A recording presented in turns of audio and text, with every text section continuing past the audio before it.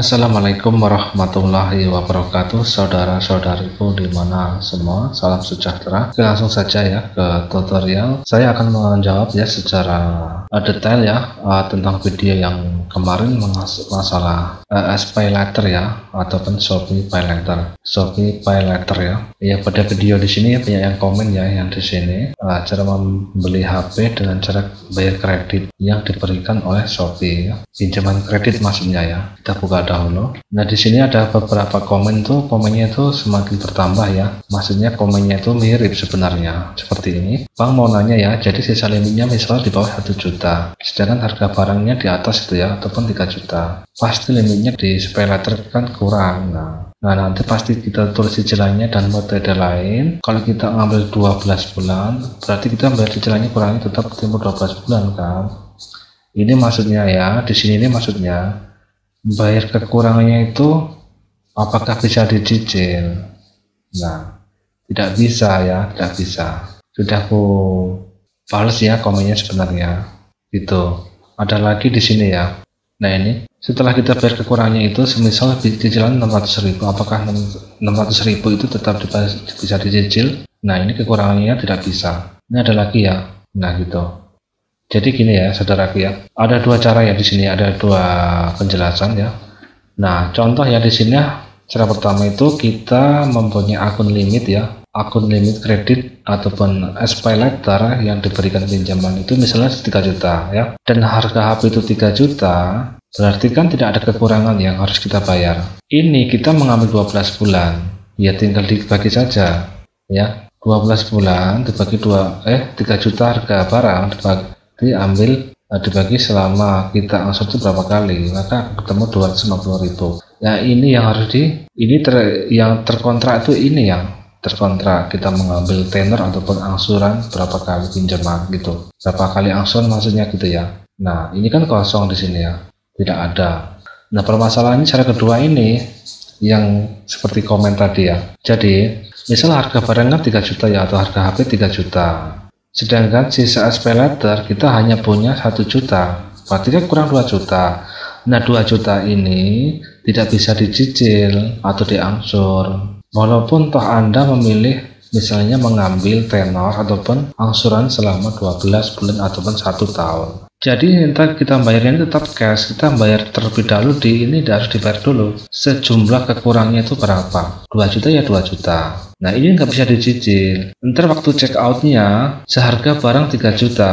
Nah, 3 juta ini ya. Nah, tetapi entar setelah dibayar ya, setelah tinggal proses pengiriman barang, entar di situ ada notifikasi tagihan bulan depannya itu akan terjadi kontrak ya, 12 bulan ini harga dari harga HP, harga barang ya. Jadi intinya kita tuh membayar tuh harus bayar dulu ya, harus bayar dulu sejumlah harga barang. Nah, di sini tidak bisa dicicil, misalnya kurangnya 2 juta. Ini tidak bisa dicicil, misalnya akun kreditnya misalnya 2,5 juta ya misalnya. Nah, di sini berarti kita tinggal membayar kekurangannya itu 500.000, dan ini harus dibayar cash dengan metode lainnya yang Anda punya seperti virtual akun ya, mobile banking seperti SMS banking, internet banking, bisa transfer juga bisa. Ini harus, nah ini maksudnya ini bisa dicicil 12 bulan, berarti kan tidak bisa, tidak gitu. Yang terjadi kontrak 12 bulan itu tetap harga HP, harga barang gitu loh ya, kecuali Anda tidak ada kekurangan ataupun kredit limitnya itu sejumlah harga barang pas. Nah, jadi waktu ntar misalnya kayak gini ya terjadi ya, cara pertama ini harga barang atau HP itu 3 juta, kita punya kredit yang dipinjamkan Shopee ataupun SPayLater itu 3 juta, ntar bayarnya itu sekaligus 3 juta ini tetap akan habis, terkuras, maka akan nol sisanya SPayLater karena digunakan untuk membayar HP 3 juta. Nah, kantor setelah barang dibayar ya, tingkat proses pengiriman barang dari penjualnya, di situ ada notifikasi tagihan bulannya tuh jumlah ini, tergantung kalau misalnya 6 bulan ya berarti ya 500 ya, seperti ini ya, ini akan terjadi otomatis. Jadi gitu saudaraku ya, bisa dipahami. Intinya kalau misalnya akun kreditnya sejumlah harga barang berarti akan terkuras dan ini tidak bisa dicicil. Dulu saya pertama itu beranggapan sama kayak gitu, saya mengambil barang 3 juta, membeli barang HP 3 juta dan mengambil angsuran selama 12 bulan. Ntar aja mikirnya itu mungkin bayar pertama itu 250. Tidak, tetap terbayar semua. Toh ini pun kan dibayar oleh Shopee. Kita dikasih pinjaman kredit, kita tidak mengeluarkan uang kan, karena kita sudah mengajukan SPay letter yang sudah dikasih setuju oleh Shopee 3 juta. Kalau jumlah duit akun SPay letternya 3 juta. Dan kalau misalnya Anda sudah belanja 500, sudah digunakan untuk membeli barang lainnya, berarti kan tinggal 2,5 ya. Kalau sudah terpakai 500, jadi kekurangannya dari harga 3 juta ya 500. Nah ini tidak bisa dicicil. 500 kali 12 tidak, dibagi 12 tidak gitu. Tetap terhitung kontraknya itu tetap dari harga barang gitu. Memang ntar waktu check out itu di aplikasi Shopee ya, di situ tuh memang kita sudah memilih ya 12 ataupun berapa bulan lah ya. Tetapi kita pertama itu kok bayar kayak gini, ya memang benar, itu pun dibayarkan oleh Shopee kan, kita dikasih pinjaman. Kalau ada kekurangan ya kita harus genepin dulu supaya jadi 3 juta. 2,5 tambah 500 kan 3 juta, 2,5 tambah 500 3 juta. Nah entar setelah proses check out terakhir terjadi, tinggal proses penungguan barang. Di situ akan tagihan bulan depannya ya, bulan depannya itu ini sudah bekerja. Jadi angsuran ataupun tenor pinjamannya itu berapa kali ngambil, berapa bulan maksudnya ya. Itu untuk yang harga barang ini yang check out terakhir setelah terjadi telah terkonfirmasi semua pembayaran kita. Jika kita ada kekurangan, kita harus membayarnya terlebih dahulu kekurangannya. Jika kita tidak ada kekurangan, seperti kita masih mempunyai kredit 3 juta, berarti ini akan terkurang semua, akan terpakai semua.